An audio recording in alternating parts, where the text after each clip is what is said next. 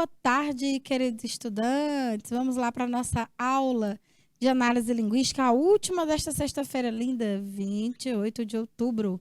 Estamos aí encerrando o mês de outubro, espero que tudo em paz, que seja aí novembro abençoado, está prestes a vir. E vamos lá, hoje a gente vai falar, gente, de verbos em textos argumentativos. Olha que bacana. Você já parou para pensar que muito do seu dia a dia, né, talvez até muito, você argumenta? Então, de alguma forma a gente procura persuadir o outro, usar de algumas estratégias para fazer com que o outro mude seu comportamento, aceite a nossa ideia. Então, é muito importante saber quais recursos linguísticos nós podemos utilizar para esse procedimento, ou seja, o procedimento argumentativo. E a gente sabe que a argumentação, ela não necessariamente está presente somente nos gêneros que nós classificamos como argumentativos. Veja bem, ó, tem narrativas que argumentam, sim. Por exemplo, uma charge, uma tirinha, são textos narrativos. Porém, a argumentação, sim, nas chamadas entrelinhas, muitas vezes na crítica. Então, quando a gente vai utilizar a linguagem verbal, seja na oralidade ou na escrita, a gente tem que saber quais verbos são empregados nesse procedimento de tentar mobilizar o outro no sentido de convencê-lo, no sentido de estabelecer nele uma mudança de comportamento, né?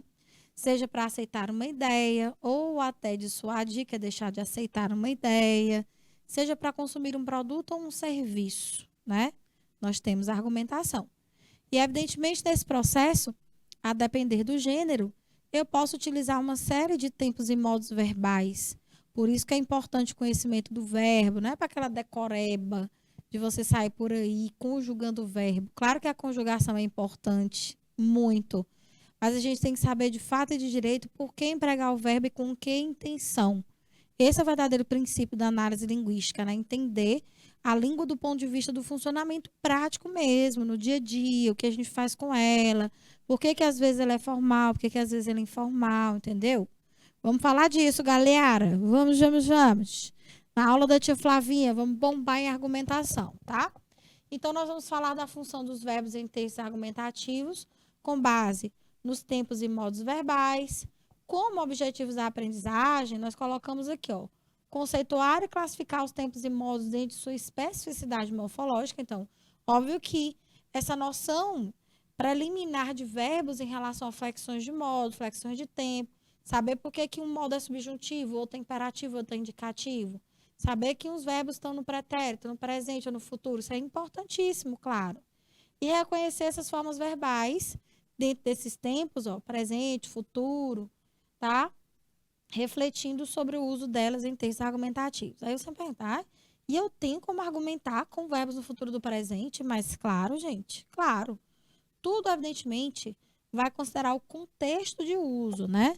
E daqui a pouco nós vamos fazer umas atividadezinhas. Então, dentro dos gêneros textuais argumentativos ou não argumentativos, como é o funcionamento dos verbos? A gente pensa assim, se eu quero convencer o outro, pronto, já sei. Eu vou usar o modo imperativo, porque ele é, por essência, um modo que eu uso para dar ordem, para pedir, para convidar, para chamar, tá? Para convencer. Sim, isso é verdade. Mas, entenda bem, eu acabei de dizer, tudo é o contexto. Os textos argumentativos não necessariamente vão lançar mão de verbos no modo imperativo. Se você perguntar assim, o anúncio publicitário, ele é um texto argumentativo, porque antes de induzir o outro ao comportamento, que a gente chama de injunção, para conselho, sabe, para ensinar com a finalidade didática, é claro que você tem um imperativo lá, lógico, tá? Mas você pode ter outras palavras, outros verbos, que não necessariamente flexionados nesse modo, podem traduzir essa ideia. Veja que quando você vai argumentar, de fato, no gênero argumentativo, como o artigo de opinião, uma carta do leitor, um abaixo-assinado, uma carta de reclamação, você talvez nem use imperativos, tá? Você talvez use outros tempos verbais e outros modos, mas com a intencionalidade de colocar seu posicionamento e fazer com que o outro se convença daquela ideia que você está propondo, ou das ideias propostas. Então, óbvio, né? Nós temos vários gêneros argumentativos, tá? Que eu citei alguns nesse esqueminha aqui bacana, com uma dissertação, um artigo de opinião, uma carta de solicitação e reclamação, uma carta de leitor, uma editorial, todos os gêneros argumentativos, uma resenha crítica, tá? Enfim, por que se pergunta e por que é tão importante saber quem é o leitor? Porque um dos elementos fundamentais para que a linguagem, tá, a comunicação seja efetiva, é você saber quem é o seu público-alvo. A partir daí, você vai lançar uma série de estratégias para melhor, vamos dizer assim, chegar a ele, se conectar a ele. Então, é só você pensar, o meu público-alvo são pessoas letradas, pessoas com alto grau de formação educacional. Não, meu público-alvo é adolescente, são jovens em idade escolar, ensino básico, tá? Pronto. Aí isso já é super importante para você saber o registro de linguagem que você vai utilizar naquele momento. As estratégias argumentativas funcionam da mesma forma, né? Então, por exemplo, quem é o público-alvo de uma dissertação? Na verdade, se for uma modalidade como é cobrada nos vestibulares principais do país, você nem sabe quem vai ser o leitor. Por isso que a gente diz, um leitor universal. Qualquer pessoa. O artigo de opinião, quem lê? Um certo público leitor que tem o costume de, vamos dizer assim, ser assíduo à leitura desse tipo de publicação. Carta de solicitação é mais específica, tem um destinatário específico, né? Uma empresa, tá? Um prestador de serviço. A carta de leitor também tem um destinatário específico, vai para o editor da revista. O editorial, o público leitor de uma determinada publicação, jornal, revista, tá? Enfim, marcas estruturais. Aí você vai ver. Então, uma correçãozinha aqui, porque aqui esse quadro, gente, ele é uma figura, ele é uma imagem. Agora que eu estou vendo aqui, estruturias, não, estruturais. Vamos corrigir a palavrinha. Aqui, quem sabe faz ao vivo. Não vou deixar esse desvio, né? Tá aí, estruturais. Agora tá certo. Vamos ver lá na dissertação escolar, que é, vamos dizer assim, dentro da escola, evidentemente, né, principalmente nas séries do ensino médio, como a segunda série, é o gênero textual mais cobrado até, né? Porque a gente sabe que os vestibulares se voltam bastante para esse gênero. Então, vejam as marcas, ó. É um texto impessoal, ou seja, você faz uma escrita em terceira pessoa, isso já te ativa um conhecimento. Se você vai usar a terceira pessoa, os verbos, evidentemente, vão estar flexionados na terceira pessoa. Agora, outra coisa é o modo, né? Sem marcas de interlocução, ou seja, você não deixa marcas que vão mostrar que você está interferindo, como na minha opinião, a meu ver, no meu entendimento, de acordo com o que penso, nada disso. Isso não é bem-vindo. Em linguagem objetiva e padrão culto, ou seja, registro, padrão, com rígida divisão das partes do texto argumentativo. Ou seja, muito claramente definidas a introdução, o desenvolvimento e a conclusão. Observações. Pode haver ainda dissertação de tom pessoal. Sim, essas não são tão visíveis, vamos dizer assim. Contudo, essa é de cobrança escassa em concurso, acabei de dizer. É muito rara, né? E você argumenta assim em primeira pessoa. É só observar um artigo de opinião, né? Então, nos gêneros argumentativos, o que a gente precisa observar é quais são as estratégias linguísticas mesmo que a gente vai utilizar e quais tempos verbais, já que a gente está falando disso, tempos e modos verbais vão estar presentes, né? Então, depende muito do gênero, gente. Por isso é importante a gente falar também, e tem a ver com esse assunto, sobre falsos argumentos e falsas estratégias. É muito importante que a gente reconheça, a partir da argumentação apresentada, e, claro, via marcas linguísticas, e uma delas é o verbo, quando um argumento é falso. Então, infelizmente, nós temos pessoas de toda a qualidade, né, convivendo na sociedade. Então, a gente precisa, vamos dizer assim, se armar, claro, estou falando armar no sentido metafórico, né? Eu quis dizer, se proteger contra isso. Como? Aprendendo a detectar esses sinais de argumentos falsos ou falaciosos. É a mesma coisa. Uma falácia é quando alguém cria uma mentira, mas é uma mentira tão bem feita que ela tem as aparências de verdade. Ou seja, o que ele está dizendo é uma falácia, ou que ela está dizendo é uma falácia, porque não tem comprovação científica. Se for verdade, tem provas. O que é verdadeiro tem provas. E são provas verdadeiras, não forjadas. A verdade dói, a dúvida corrói, a mentira destrói. Ditozinho aí, frases fortes, né? Bom, primeiramente vamos falar, né, do intuito argumentativo da linguagem. A gente sempre que usa a linguagem tem uma intenção. Então, o que é que eu quero dizer? Nenhum ato de linguagem é descabido. Sempre os atos de linguagem, ou seja, as comunicações são intencionais, tá? Olha aí. A linguagem não é apenas um instrumento utilizado para nomear coisas e situações. Não. Ela sabe em si ser muito persuasiva quando necessário, né? Então, no nosso cotidiano, dia a dia, usamos a linguagem com outros fins ou intenções. Um deles é com a finalidade de construir teses, ou seja, mostrar nossa ideia, principalmente quando o assunto sobre o qual vai incidir essa ideia é um assunto que divide opiniões, a famosa polêmica, tá? Então, a gente constrói ideias, a gente elabora ideias, nós assumimos posicionamentos enquanto enunciadores, ou seja, a gente tem um ponto de vista que é nosso, e para isso, ou seja, para convencer o outro, a gente precisa realmente saber como argumentar, tá? Então, a gente fala aqui, vamos dizer assim, numa introduçãozinha básica, o que é esse argumentar, enfim. A palavra argumento tem origem no latim argumentum, que tem o tema argo, cujo sentido é fazer brilhar, iluminar, ou seja, um argumento, quando muito bem selecionado, quando consistente, ele ilumina a mente do outro de maneira tal que o outro diz, eu não tenho como desdizer o que você disse, sou obrigada a concordar com você, porque você me convenceu. Então, o propósito do argumento final é esse, é iluminar, fazer brilhar a mente do outro, de modo que ele não consiga te contestar. Tá? A mesma raiz de argenteu, argúcia, arguto, ou seja, pessoa perspicaz, esperta, né?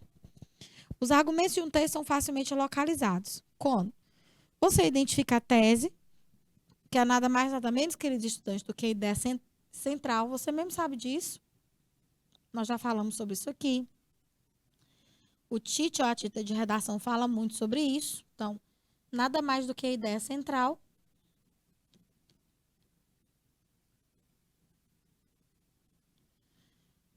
Sobre o tema, por exemplo,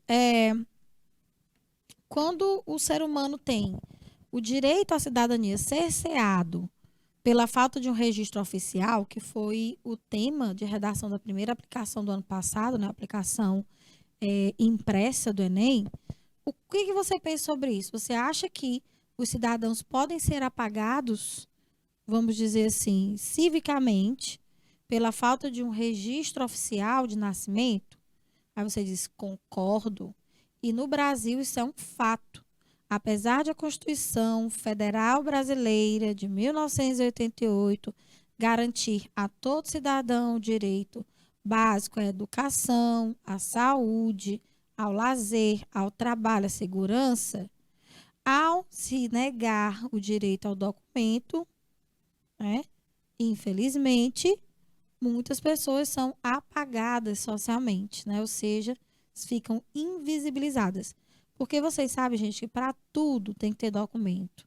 Se você vai votar, tem que ter um documento. Se você vai fazer algum tipo de procedimento na Receita Federal, tem que ter um documento. Se você vai fazer a matrícula na escola, tem que ter um documento. Para a sua carteira de trabalho ser assinada, você tem que ter um documento principal, que é a sua certidão de nascimento, seu RG. E se você não tem a certidão de nascimento, gente, nenhum outro documento vai ser emitido. Todos funcionam com base na certidão de nascimento. Então, é isso. Se a sua ideia é de que realmente há muitos cidadãos brasileiros, o princípio constitucional isonômico do direito ao nome, do direito a ser cidadão, é negado quando muitas pessoas não têm o primeiro documento, vamos dizer assim, o primeiro registro de identificação. Então, essa é a sua tese. Daí para frente, você vai mobilizar estratégias, argumentos, para comprovar que a sua tese não é uma falácia, entendeu? Por isso que a gente tem que tomar cuidado quando a gente for construir os argumentos, saber direitinho fazer a correlação entre os tempos e modos verbais, tá? Para não cair em contradição, para que a nossa argumentação fique claríssima, não é clara, não é claríssima aos olhos de quem vai ler. Então, faz essa pergunta por quê? Ou seja, por que a cidadania para muitos brasileiros, tá? Aliás, por que muitos brasileiros se tornam invisibilizados, tá? Pela falta de um registro civil? Aí você vai dizer o que provoca o problema, ou seja, já começar a problematizar, tá? Então, o autor é contra a pena de morte, é a tese. A pena de morte não deveria ser uma punição. A ninguém é dado o direito de executar o seu semelhante, por mais que existam, vamos dizer assim, motivos para isso, né? Enfim. Aí quem é a favor vai argumentar a favor, quem é contra vai argumentar contra, enfim. Então, por que seriam os argumentos? Veja que esse porquezinho aqui, ó, tá vendo? Por quê? Tá? Vai na tese.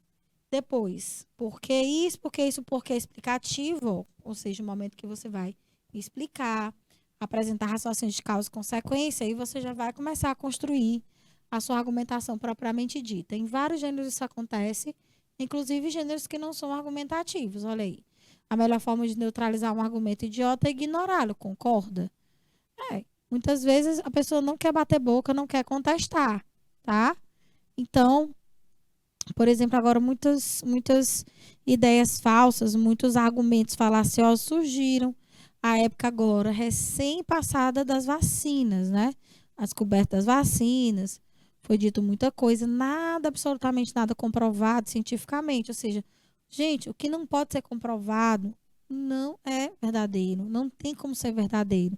Se é verdadeiro, comprova-se por meio de dados, por meio de provas concretas, entendeu? Olha aí. Então, argumentar é nada mais, nada menos do que defender o seu ponto de vista, a sua ideia sobre algo. Beleza?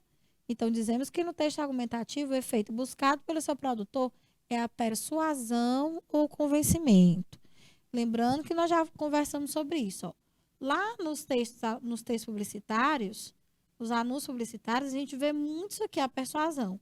Porque, apesar de os dois procedimentos, persuasão e convencimento, atingirem diretamente o interlocutor no sentido de motivá-lo ou desmotivá-lo, são procedimentos que agem por estratégias diferentes.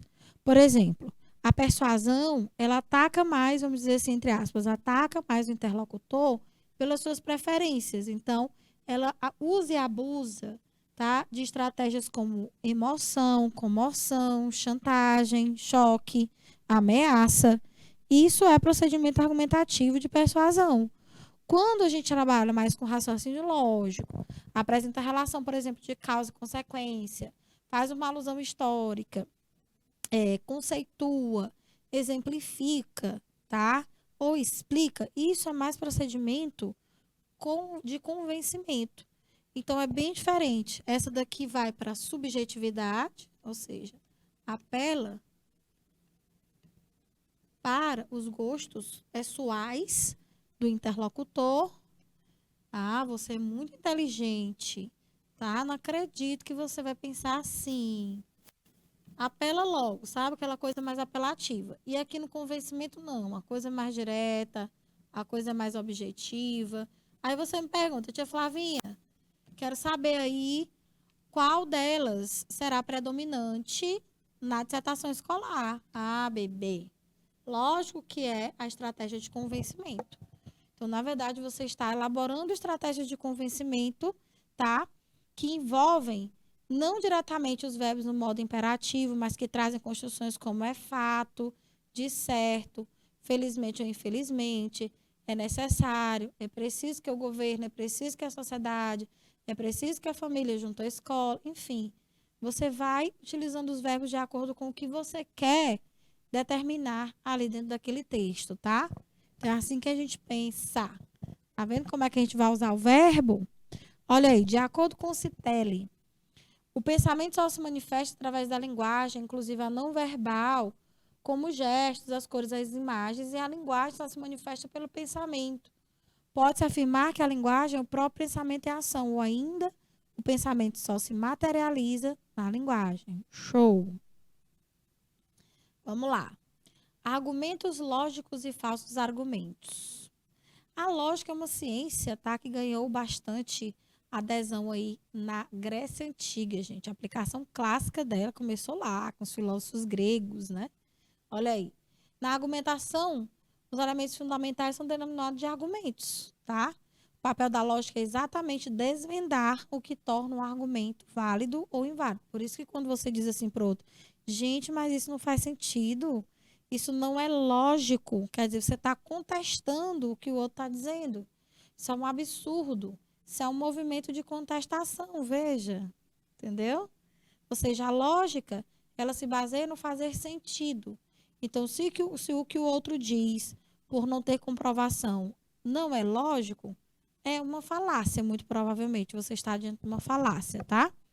Claro que tem coisas que a ciência não explica, né? A gente sabe que existem, mas há algo mais, vamos dizer assim, sobrenatural, né? Isso aí é outra coisa. Estamos falando de algo mais materializado mesmo, tá? Bom, então, a classificação de argumentos em válidos ou não, tá? É uma tarefa de extrema importância para distinguirmos quais deles estão relacionados à verdade no mundo, ainda que relativas. Por isso que as pessoas têm que ir mesmo estudar, gente. A educação é a chave, porque o senso crítico, a capacidade de raciocínio, a capacidade de perceber, não com paixões, levado, vamos dizer, por sentimentalismo, mas com a maior racionalidade.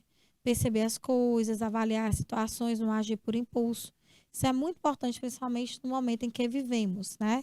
Você ter discernimento, você procurar não julgar antes de saber, até porque você não está na posição de juiz, né? Antes de saber a realidade dos fatos, procurar manter a calma. Tudo isso envolve um raciocínio lógico. E dentro de um texto, a lógica parte de estratégias mesmo, tá? Olha só, esses argumentos utilizados, ainda que para comprovar ou tentar comprovar ideias relativas, eles são premissa maior, por exemplo, se a demanda aumentar, então a empresa se expande. A premissa menor, se as empresas se expandem, então elas empregam trabalhadores, e a conclusão. Se a demanda aumentar, então as empresas empregam trabalhadores, ou seja, haverá mais empregos. Isso aqui é um tipo de raciocínio da lógica aristotélica chamada de silogismo. É justamente um raciocínio lógico baseado em duas premissas, em geral, duas premissas. Premissa 1, menor, premissa 2, maior, a partir das quais se tem uma conclusão. Você diz assim, por exemplo, se o governo não investe em educação e se a educação é o princípio para o desenvolvimento da sociedade, então, não investir em educação é não desenvolver a sociedade. Bingo? Vê se você já viu alguma coisa semelhante usada nos seus textos argumentativos. Então, neném, você não usou imperativo, perceba, mas você argumentou sim e muito bem. Ora, se a educação é um direito de todos e se nem todos têm educação, o que é que eu vou concluir? Que as leis não são cumpridas para todos igualmente, ou seja, não há isonomia nas leis. Tã, não faz sentido? Não é top? Pois é. Então, dessas duas premissas, que a gente basicamente chama de premissa 1 e premissa 2, vem uma conclusão. Se a premissa 1, aliás, a condição para que a conclusão seja verdadeira e não uma falácia é que, evidentemente, as premissas também sejam verdadeiras.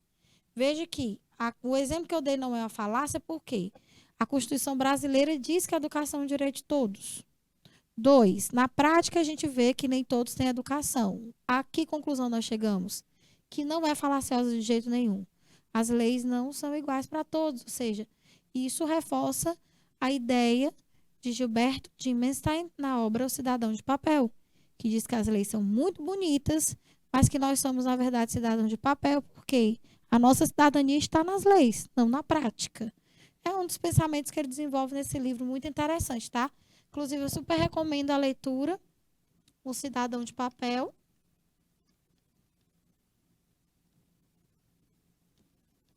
De Gilberto Dimenstein.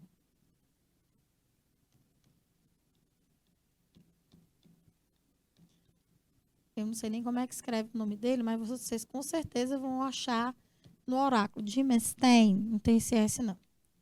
Acho que é isso, Dimenstein. Ô, rapaz, paguei foi tudo. Dimenstein. Pronto. Só esse ter cortado 2 vezes aqui que tinha necessidade. Olha aí. Dimenstein. Acho que é isso, gente. Vocês vão achar. Tá bom? Então, preste atenção da próxima vez nos verbos, nas formas verbais que você costuma utilizar quando o propósito é argumentar, ou seja, é convencer o outro. Vou usar um exemplo bem prático do dia a dia. Mãe, se eu estudasse bastante, se eu fizesse todos os meus exercícios, eu apresentasse para a senhora um boletim super positivo, a senhora no dia tal deixaria eu passar o final de semana no sítio dos pais dos meus amigos? Olha aí. Né? Você está argumentando. Está dizendo que se. Ou seja, você está colocando algumas condições hipotéticas. Quando a gente quer argumentar por meio da hipótese, normalmente a gente vai usar os verbos no futuro do pretérito. Se eu conseguisse tirar boas notas, a senhora deixaria. Claro que é muito formal, né? A gente diz no popular, mãe, se eu tirar boas notas, a senhora deixa eu ir?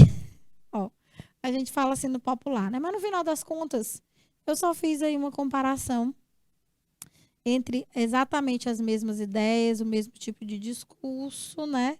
O mesmo tipo de intenção em linguagem formal e em linguagem informal. Então, até isso a gente tem que prestar atenção. Quais são os modos e tempos verbais na hora da argumentação formal? E na argumentação informal? Olha os silogismos. Silogismos de Aristóteles. Todos os homens são mortais. Sócrates é um homem, portanto, Sócrates é mortal. Como é que eu vou negar isso aí? Entendeu? Premissa 1 é verdadeira. Premissa 2 é verdadeira. Então, a conclusão, obviamente, tende a ser verdadeira, né?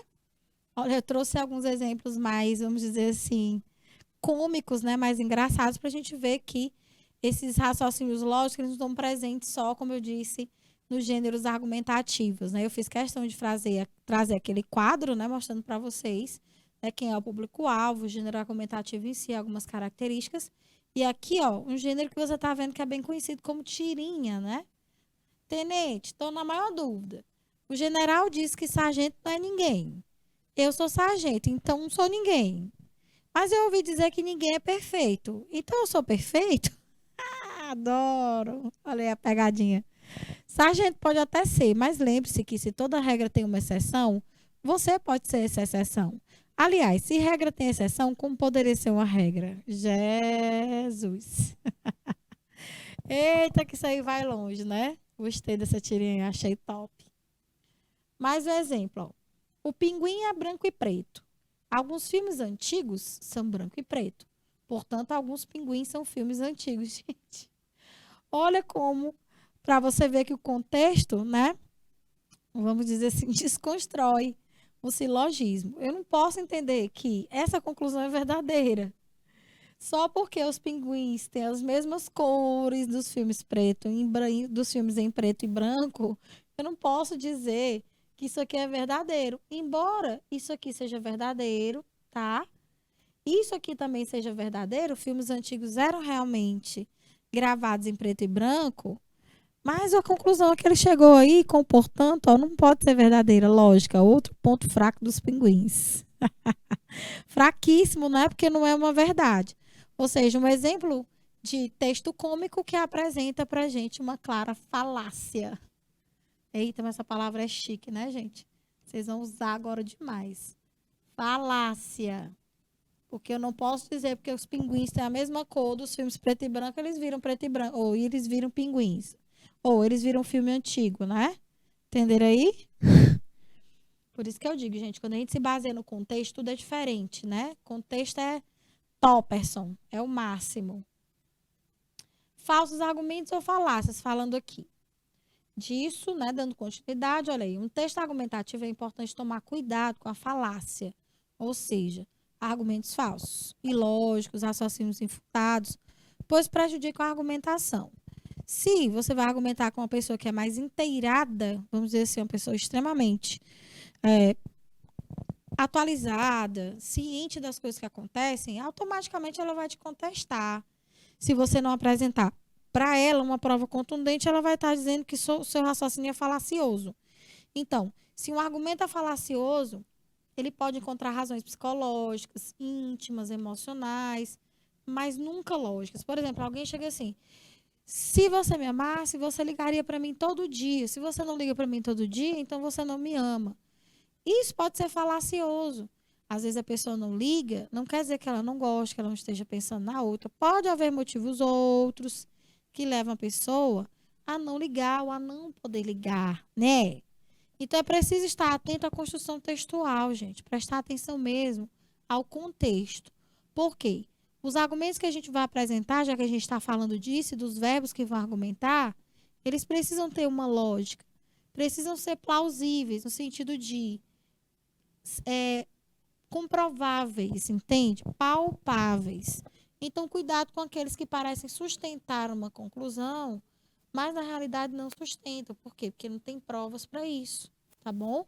Então, por que a imagem ao lado configura um falso argumento? Olha aí, coelhinho da Páscoa. Porque isso aí foi um senso comum, passado às crianças, né? De geração a geração, a gente sabe que não existe. É uma falácia porque não existe coelhinho da Páscoa. Né? A gente cria um mundo de fantasia para, evidentemente, tornar as crianças felizes, incentivar a imaginação, o lúdico, a brincadeira. Aí você vai crescendo e vai percebendo a realidade das coisas, né? E, claro, nem toda falsidade, vamos dizer assim, é negativa também não, tá? Essa, por exemplo, é uma invenção que todos os pais acreditam, né? Aqueles que querem proporcionar, vamos dizer assim, uma infância alegre e brincalhona para seus filhos, né? Vão reproduzindo essas tradições, Papai Noel, Coelhinho da Páscoa, né? Agora, por exemplo, a gente está na época de Halloween, as crianças estão lá se fantasiando de bruxinha, vampiro, lobisomem, as abóboras, né? Enfim, tá vendo, né? Vai vendo. Exemplo de falsos argumentos muito usados em redação. Todo político é corrupto, por isso esse político não merece nossa confiança. Todo mundo, todos eles mentem. Não, gente, não. Claro que a gente vive uma realidade em que um dos problemas mais graves, talvez seja o mais grave a raiz de todos os outros, seja a enorme corrupção no nosso país. Isso é fato, isso não é falácia, infelizmente, eu queria que fosse. Mas não é. Mas não significa dizer que todos os políticos são mentirosos. Não, gente. Tem exceções. Você pode dizer, tem exceção, são poucos, sim, mas tem. Então é um argumento falacioso. Se existir um que não seja assim, não é verdade que todo político é corrupto. Entende? A violência no Brasil é resultado dos programas de TV. Mas, gente, até um dia você poderia dizer, a violência é incentivada porque o povo assiste filme de terror, filme de assassinato, joga jogo de matar os outros, aí vão assassinar os outros. Não, gente, essa pessoa, ela tem uma doença mental.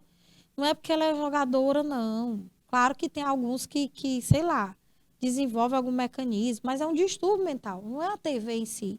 A TV não vai te obrigar a ir lá e botar a arma na cabeça do outro e atirar. Não existe isso. Isso é falácia.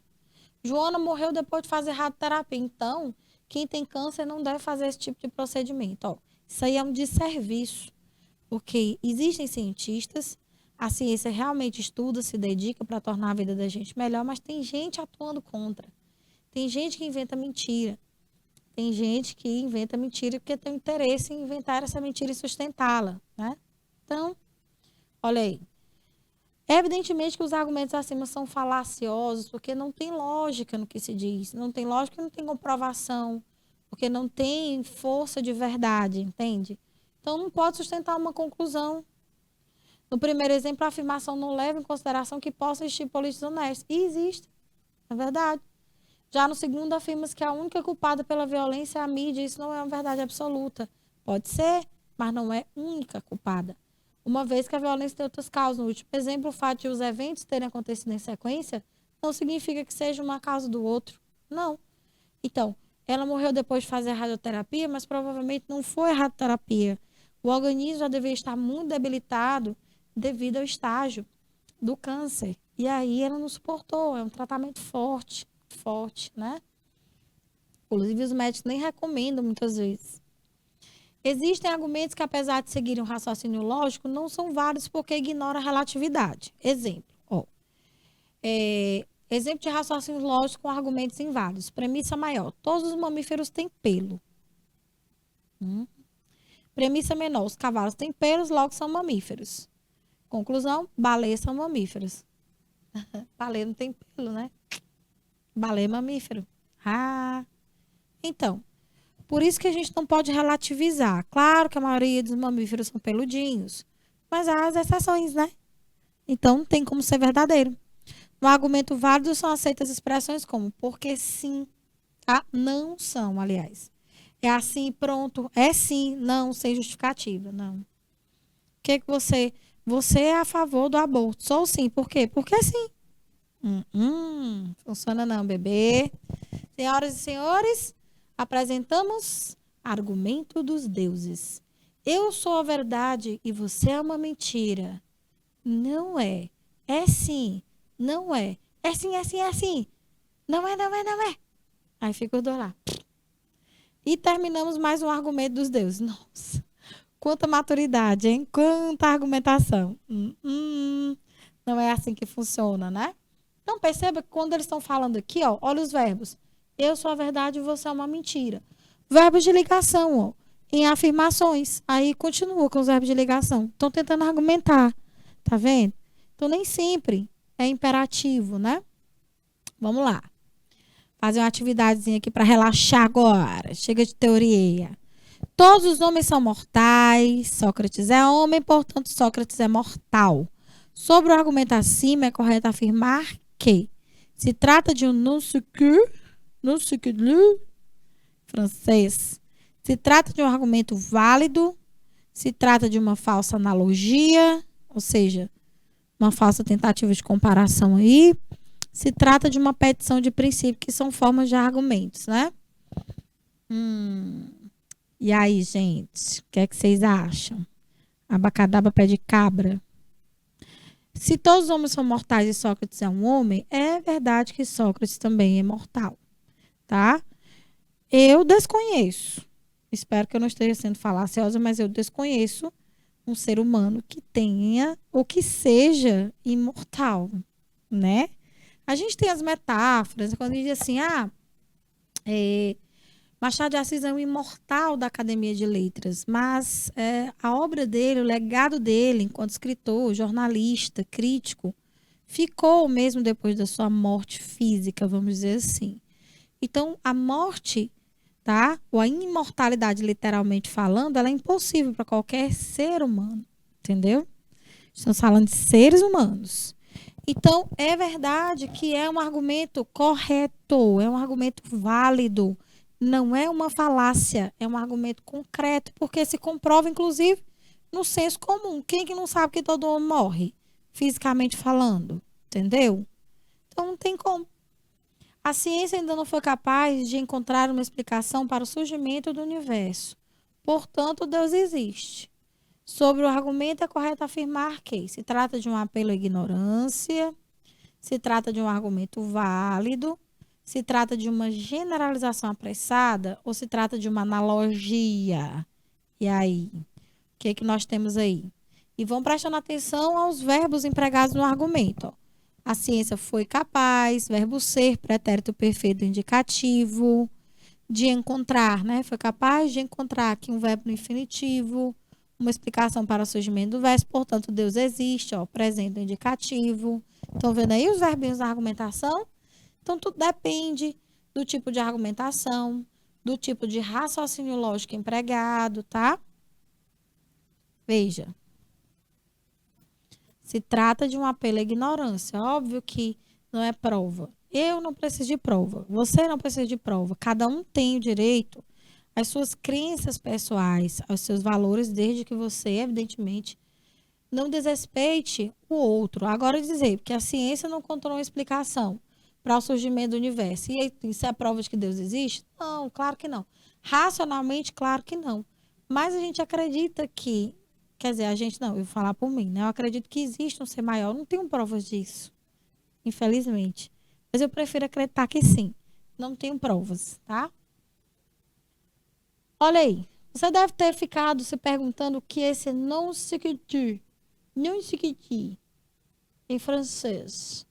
É uma expressão latina, na verdade. Ó. Não se segue que designa a falácia lógica na qual a conclusão não decorre das premissas. Ou seja, as premissas são verdadeiras, mas a conclusão é falsa. Tá? Então, não é válido dizer, por exemplo, que um Pinguim é um filme antigo, porque os filmes antigos eram preto e branco e os pinguins são preto e branco. Não existe isso. Eu não sei que tu. A conclusão pode ser verdadeira ou falsa, mas o argumento é falacioso porque há falta de conexão entre a premissa inicial e a conclusão, tá? Então eu não posso dizer que um filme antigo é preto e branco e que o Pinguim, a conclusão, é um filme antigo porque as cores dele são preto e branco. Então não há relação entre a premissa 1 e aquilo que se tem de conclusão. Existem diversas variações do não sequitur, ou seja, não se deve seguir, não se deve acreditar, e outras falácias lógicas se originam dele, tais como a afirmação do consequente e a negação do antecedente. Ó. A ciência versus o resto. Vamos lá. Respostas complexas, mas corretas. Pouca gente, ó. Veja aqui que nós temos duas estradas e meio que uma divisão dela, né? Uma bifurcação, direita e esquerda. As setas indicam isso. Olha aí. Simples, mas erradas. Olha o tanto de seguidores. E aí, ó. Essas pessoas aqui, evidentemente, elas estão caindo no abismo da obscuridade. Provavelmente, aí, uma metáfora que a ignorância destrói. É o fato de as pessoas não pensarem ou, né, não se sentirem, vamos dizer assim, impulsionadas ao pensamento, as leva à perdição. Então, é o que eu digo. Bom senso nunca é demais. Por mais que a resposta seja complexa, mas correta, a gente deve trilhar o caminho correto. Infelizmente, nem todo mundo vai, né? E essa, eu vou até dizer que é um cartoon, isso não é uma charge, não. Pela temática, né? Você tem um cartoon. Então, a gente deduz aí que a maioria das pessoas prefere a mentira, a verdade, devido à dificuldade de, muitas vezes, a verdade ser dolorosa. Você mesmo já deve ter escutado falar ou deve ter vivenciado uma experiência que você, pela dor da verdade, preferiu a mentira. Entende? Você prefere se enganar. É mais ou menos o que esse cartoon está aí representando, né? Tanto é que você vê umas caveirinhas por aqui, umas ossadas, né? Dando ideia de que a ignorância leva à aniquilação. Vamos lá. Olá, sim, estou entendendo. Claro, estarei transferindo. Nossos atendentes estarão lhe ajudando. Você poderia ficar aguardando. Na charge principal suposta para invalidar o discurso foi o uso da expressão olá, sim. O uso da expressão claro, o uso dos verbos no gerúndio, o uso inadequado do pronome li. Aqui a gente tem o chamado gerundismo. Até que estou entendendo, não. Mas quando ela diz estarei transferindo, estarei pensando numa solução, estarão lhe ajudando. Você poderia ficar aguardando. Gente, esses três verbos aqui é o cúmulo do absurdo. Se você me perguntar se é uma construção gramaticalmente errada, não. Não tem desvio em relação ao padrão, mas é uma construção nitidamente exagerada. Então, na charge, há uma crítica ao uso exagerado dos verbos no gerúndio, né? Porque é um uso, na verdade, desnecessário. Então, a resposta correta, lógico, e é evidente, inclusive, os gerúndios estão aqui, ó, em letras garrafais, né? Dizendo que a personagem está dando ênfase na hora de falar esses gerúndios. Tá aí. A construção sintática que traria credibilidade ao discurso, nossos atendentes estarão lhe ajudando, seria. Aí você vai pensar aqui numa substituição menos complicada, menos rebuscada para estão lhe ajudando. Vamos lá, ver o que substitui isso aí de maneira a tornar a linguagem mais aceitável, vamos dizer assim. Nossos atendentes irão te ajudar, você será atendido, nossos ajudantes te atenderão ou você não será ajudado. Uma delas você já eliminou, né? Evidentemente. Estarei transferindo nossos atendentes e estarão lhe ajudando, você poderia ficar aguardando. Nossos atendentes irão te ajudar, você será atendido, ó. Veja, irão te ajudar. Você será atendido. É um verbinho no futuro do presente. Tem gente que substitui isso aqui por simplesmente vai ser, né?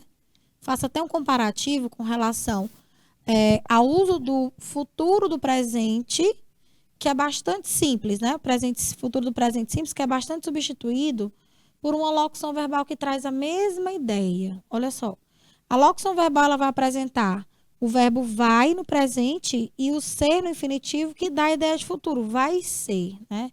Então, na linguagem mais familiar, vamos dizer assim, não é que ela seja informal, mas vamos dizer que ela tem um grau menor de formalidade, vai ser diz a mesma coisa de será. Então, quem diz com mais simplicidade, se a gente for ver, e até com mais economia, é o será. Mas não é um hábito, vamos dizer assim, linguístico nosso.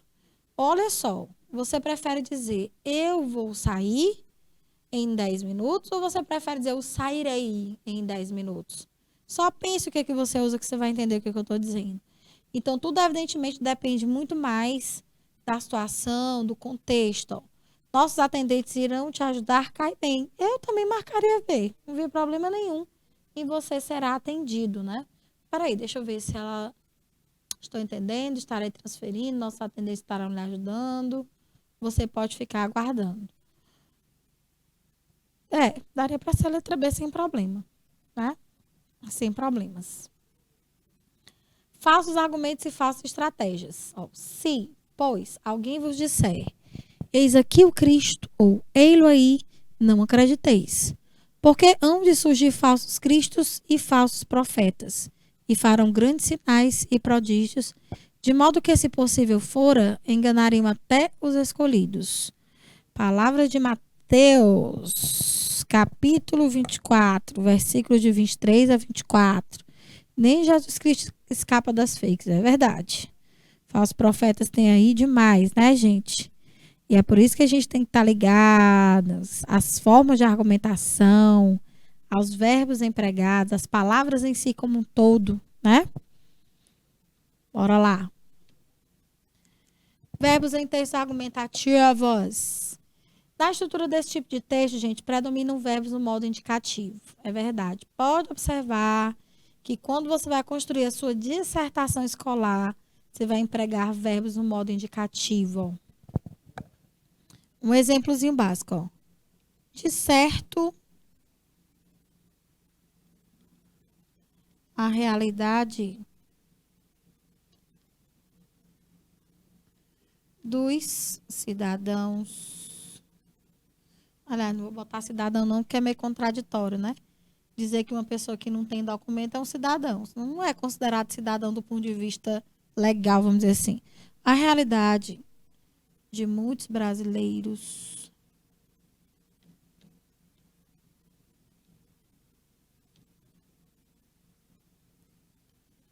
foge à premissa constitucional. Aí você cita, né, pelo menos o princípio constitucional. Foge, deixa eu ver, certo? A realidade de muitos brasileiros foge à premissa constitucional quando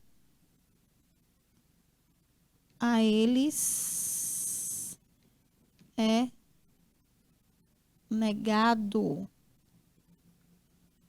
o direito, eu vou já marcar os verbos, ao registro civil, o registro de nascimento. Ó.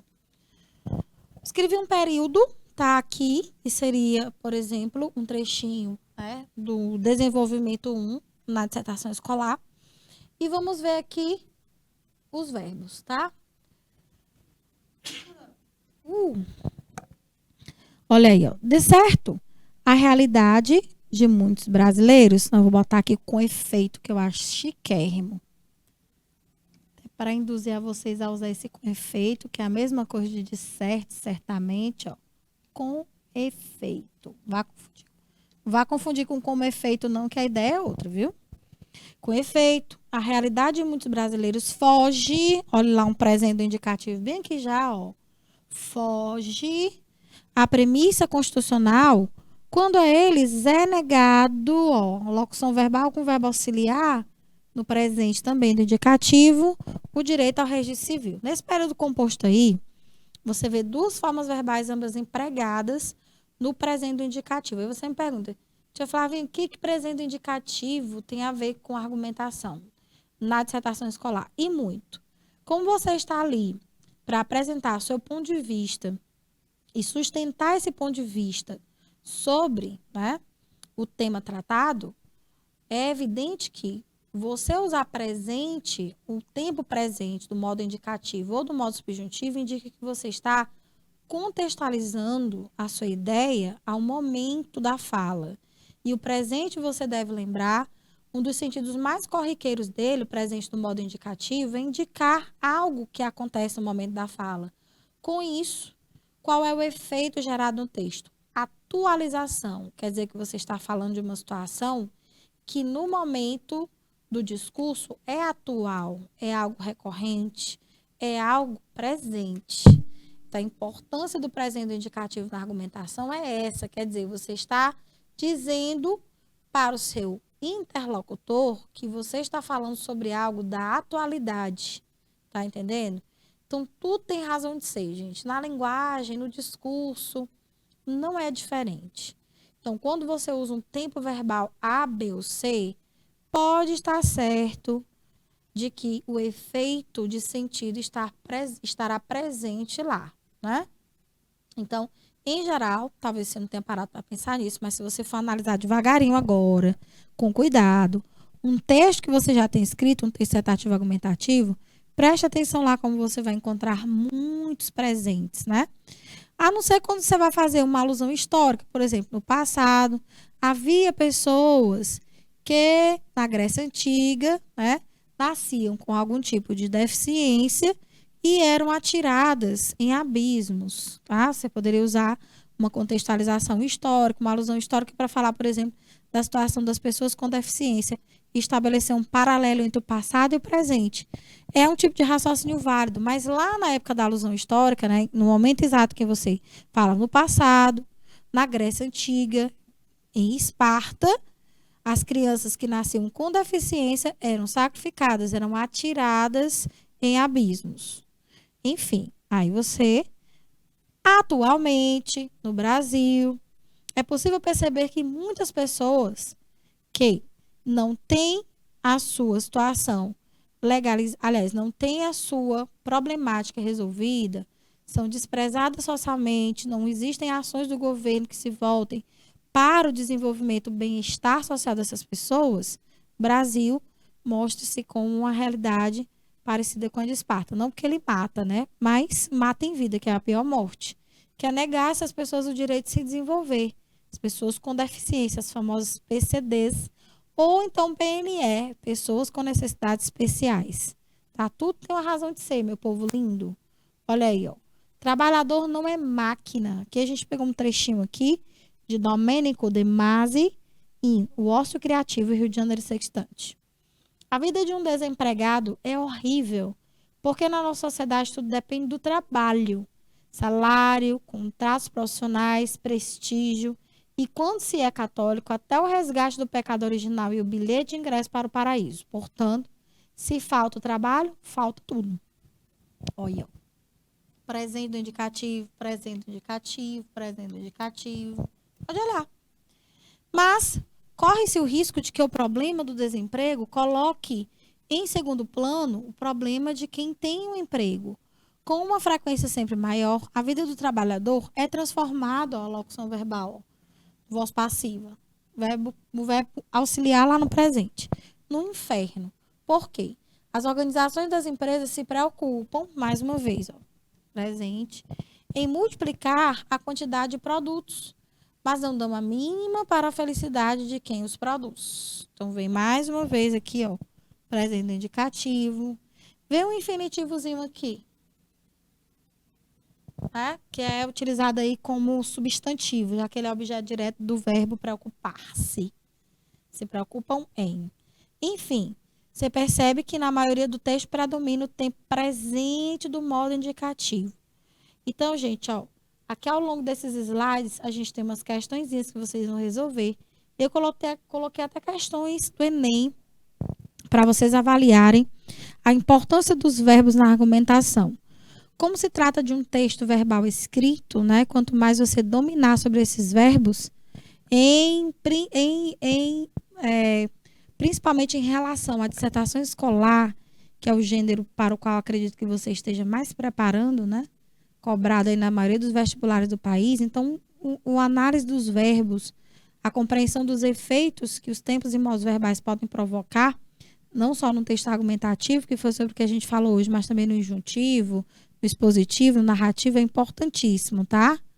Então, muito obrigada pela atenção, espero que tenham gostado da aula. Desejo um ótimo fim de semana para vocês e até a próxima. Tchau, tchau.